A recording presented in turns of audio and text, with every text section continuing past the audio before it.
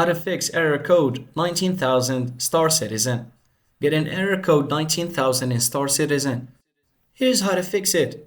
This error usually means there's a connection problem between your client and the game servers. So first, restart the game and your PC, as sometimes a quick reboot solves the issue as always.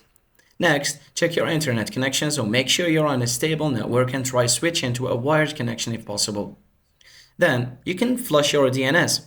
So open command prompt as administrator and type in ipconfig/flushdns.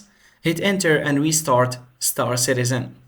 Still stuck? Try changing your DNS to Google's. So go to your network settings and use 8.8.8.8 and 8.8.4.4 as your DNS servers.